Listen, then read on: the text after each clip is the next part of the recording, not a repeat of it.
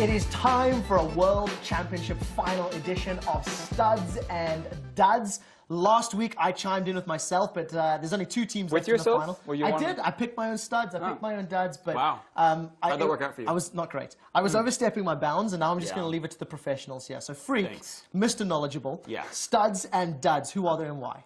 So big stud for me. SKT's top laner Marin. I think he came in a little bit underrated coming to the World Championship. To me, whenever I rate a player, I rate more than just their in-game performance, but what they bring to a team, either off the rift or sort of shot calling-wise. And Marin, team captain, I mean, SKT is undefeated largely because of him. His shot calling is absolutely great. Plus the fact that he's like statistically the best top laner in the tournament by most measures.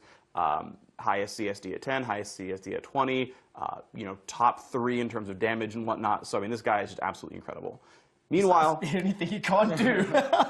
Marin, to me, Marin is probably the best player in the world, and that's what I'm going to go thrust with this one. Is that Marin is so good? I think he's actually, as a total package to build a team around, Marin's the guy. Dud, Yellow Star. Speaking of building teams around a person, I mean, to be fair, he got Fnatic to top 4 at Worlds, but in terms of semifinal performance, Yellow Star got 3-0'd. He's one of the big voices on the team. The team tilted off the face of the earth in Game 3 and played terribly. The fact that Game 1, Fnatic were so far ahead and then threw it off some bad team fights. Game 2, they came back from a big deficit. Okay, props to that one.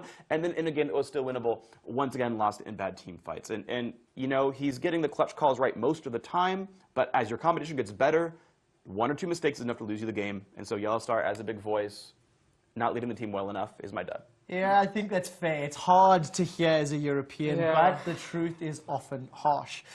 Deficio, I know you were gushing about some of the support plays from the semi-final, so your studs and duds. Stud has to be Gorilla. Obviously, beat Yellow Star 3-0. Also one of the big voices on the Coup Tigers.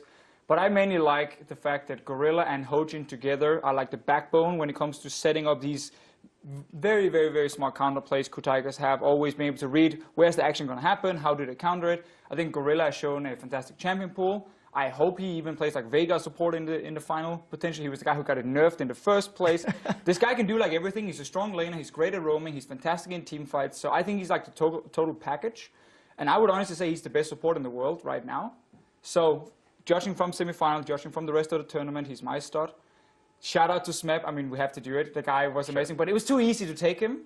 You know, everyone else will have him as a stud. You're not allowed 2 picks here. I'm just saying, it's a shout out, shout out. Everyone else had Smep as a stud. Did you read the rules of I took come on. He took So hashtag Deficio lose, can't even follow the rules. I don't think we're supposed to vote for this. No, I don't. I'm now cutting you off, and you need to tell me who your dud is. My dud is Reignover.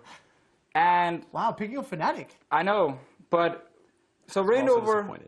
If we look at the first 15 minutes, I'm like, MVP. Wow, what a great performance in the games against Coup Tigers. Such a good start in the early game. However, whenever Fnatic had to make a play after 15 minutes, he was the guy in the front, setting up the play and failing the play and taking the wrong decisions, like the tower dive from Game 1. I think I'll probably rewatch that like 10 times now, and I still cry. 17 minutes in, tower dive in the bottom lane, 5 versus 5, and he flashes in on the tower to take down an Alistar. Come on. Well, unfortunately, it did not work out. So we've heard our studs and duds, and I think it's about time to look back at those semi-finals.